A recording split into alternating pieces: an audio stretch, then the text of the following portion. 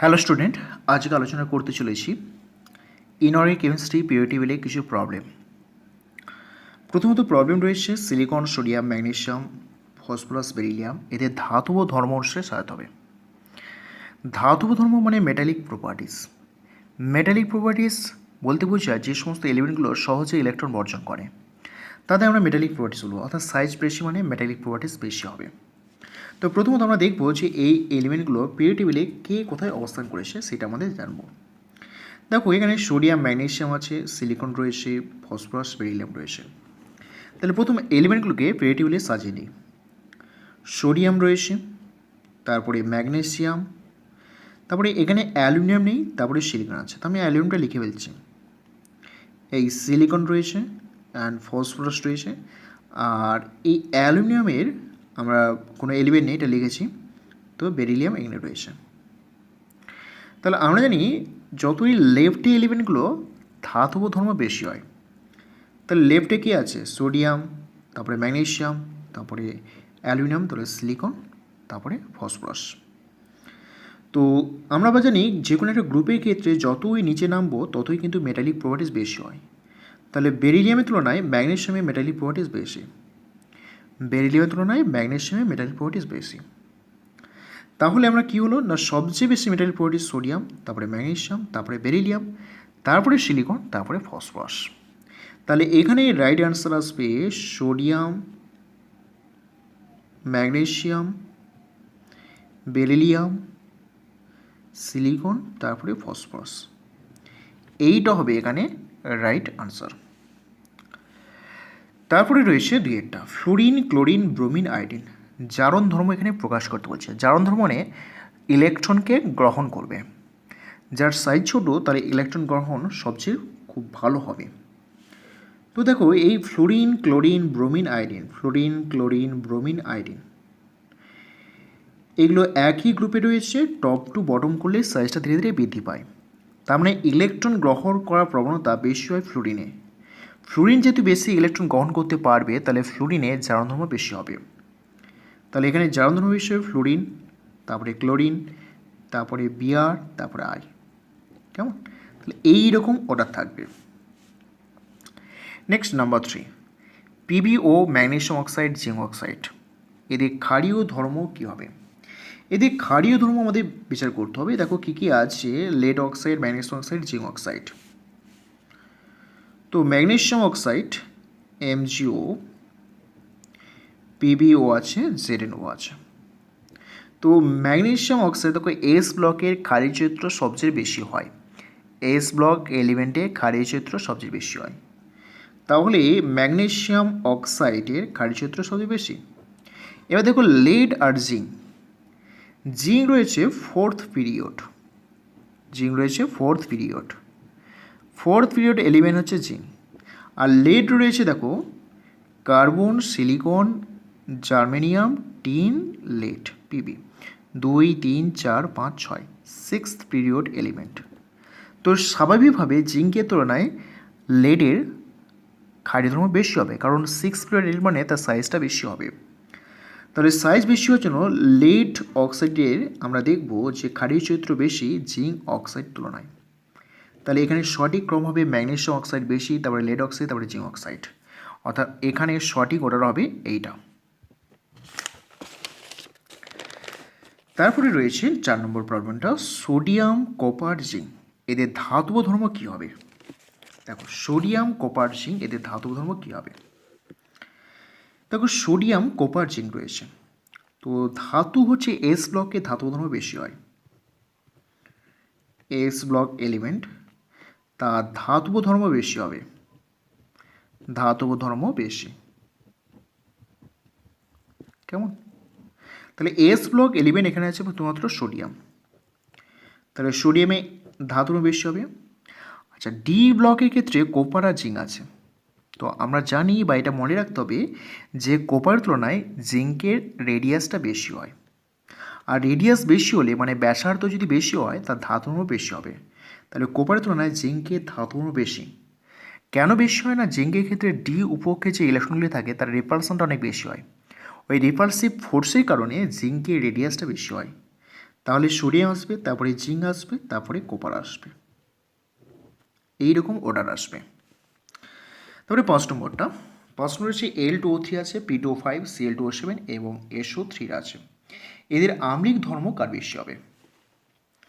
দেখো Al2O3 রয়েছে, তারপরে রয়েছে P2O5, তারপরে রয়েছে Cl2O7, তারপরে রয়েছে SO3। প্রথমে এদের অক্সিডেশন স্টেট আমরা ক্যালকুলেট করি। অ্যালুমিনিয়ামের ক্ষেত্রে অক্সিজেন স্টেট হচ্ছে 3+, ফসফরাসের ক্ষেত্রে 5+, এবং শিয়ারের ক্ষেত্রে 7+, আর সালফার ক্ষেত্রে 6+ অক্সিজেন স্টেট। তো যত বেশি অক্সিজেন স্টেট বাড়বে ততই কিন্তু আম্লিক ধর্ম বেশি হবে। তাহলে আম্লিক ধর্ম বেশি হচ্ছে এটা, তো Cl2O7 আম্লিক ধর্ম বেশি, তারপরে সালফার SO3, তারপরে ফসফরাস P2O5, তারপরে হবে Al2O3, এর বেশি হবে। তাহলে Cl2O7 এর আম্লিক ধর্ম বেশি হবে, তারপরে SO3, তারপরে P2O5, তারপরে Al2O3, এদের এইরকম অর্ডার আসবে। তারপরে 6টা রয়েছে magnesium oxide, zinc oxide, calcium oxide, sodium oxide, copper oxide. এদের ক্ষারীয় চরিত্র কার বেশি হবে? তো এখানে ক্ষারীয় চরিত্র আমাদের অর্ডার সাজাতে হবে। তো কীভাবে সাজাবো? প্রথমে জানি এস ব্লকে ক্ষারীয় চরিত্র বেশি হবে, এস ব্লক এলিমেন্টের ক্ষারীয় চরিত্র বেশি হবে ডি ব্লক এলিমেন্টের তুলনায়। তাহলে এস ব্লক কী আছে? দেখো ম্যাগনেসিয়াম অক্সাইড আছে, ক্যালসিয়াম আর সোডিয়াম। তো এদের সাজিয়ে নাও সোডিয়াম অক্সাইড, তারপরে ম্যাগনেসিয়াম অক্সাইড আর ক্যালসিয়াম অক্সাইড। ওকে, তারপরে রয়েছে জিঙ্ক আর কপার, তাহলে কপার অক্সাইড আর জিঙ্ক অক্সাইড। তাহলে এস ব্লকের বেশি হবে ডি ব্লকের তুলনায়, তাহলে এগুলো হচ্ছে এস ব্লক এলিমেন্ট। এবার দেখো আমরা যদি একটা পিরিয়ডের কথা ভাবি, তাহলে দেখো এই সোডিয়াম অক্সাইডের ক্ষেত্রে ক্ষারীয় চরিত্র বেশি, কারণ সোডিয়াম এখানে +1 অক্সিজেন স্টেট, সহজে +1 অক্সিজেন স্টেট সহজে অক্সাইড ডোনেট করবে। আর ম্যাগনেসিয়াম এখানে 2+ অক্সিজেন স্টেট, তাহলে ম্যাগনেসিয়ামের ক্ষেত্রে সহজে কিন্তু ইলেকট্রন ডোনেট করতে পারবে না।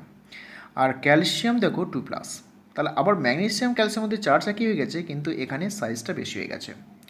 সাইজ বেশি হলে দেখবো এই ক্যালসিয়াম অক্সাইডের অক্সাইড ডোনেট করার ক্ষমতা বেশি।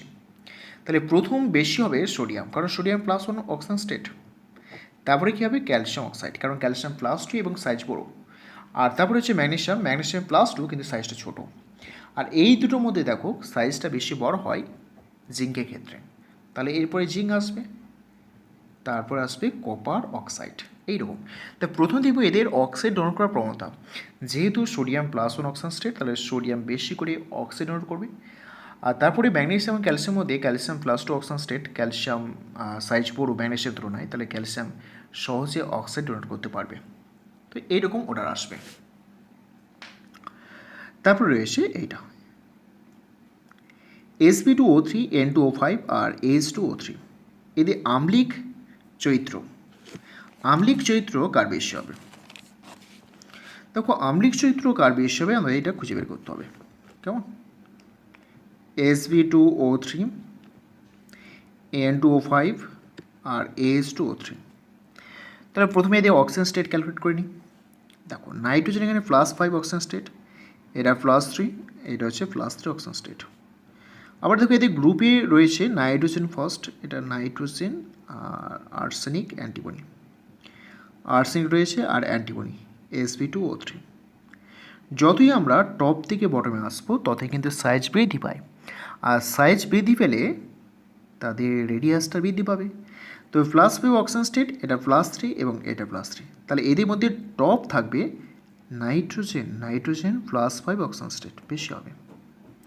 এবার +3 মধ্যে দেখো এই দুটোর মধ্যে কম্পেয়ার করলে উপর থেকে নিচে আসলে সাইজটা বৃদ্ধি পায়, তার মানে এখানে চার্জ ডেন্সিটি বেশি, আর চার্জ ডেন্সিটি বেশি হলে আম্লিক চরিত্র বেশি হবে।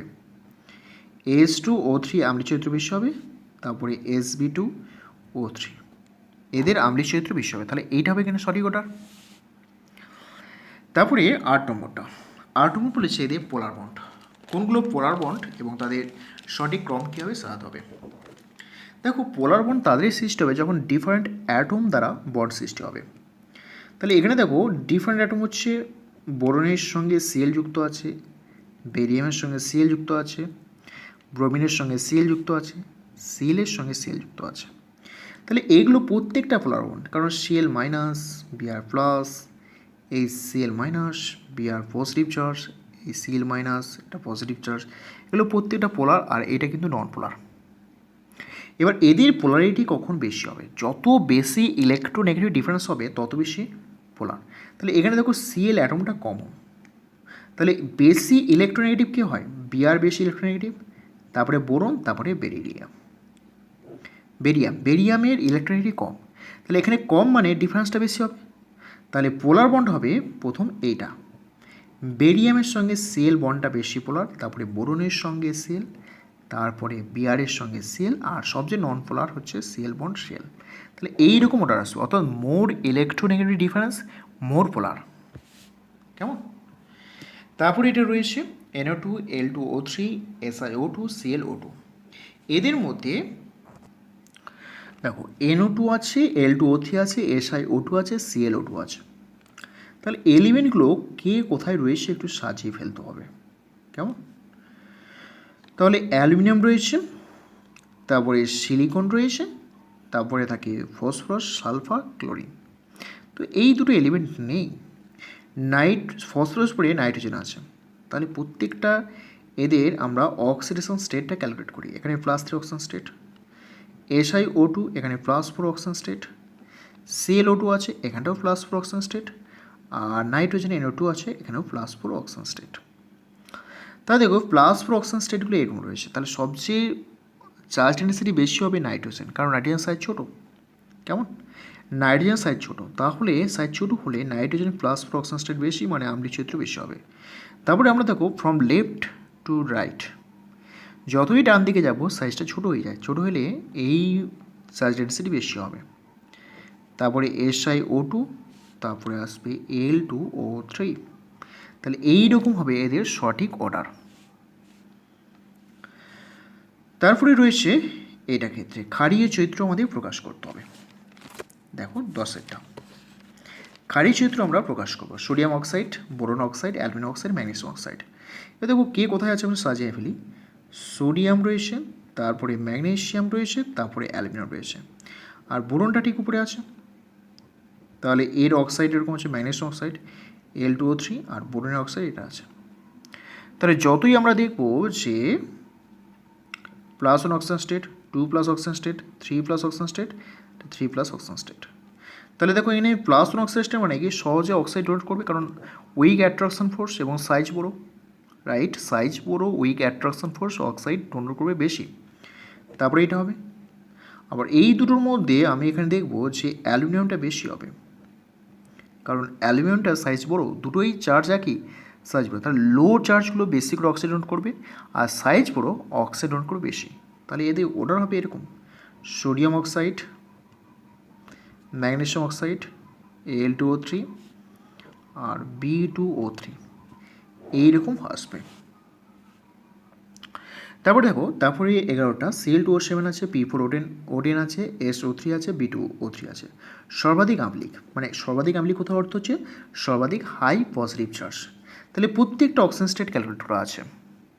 তো এখানে Cl দেখো +7 অক্সিজেন স্টেট, আর ফসফরাস +5, এটা +6, এটা +3।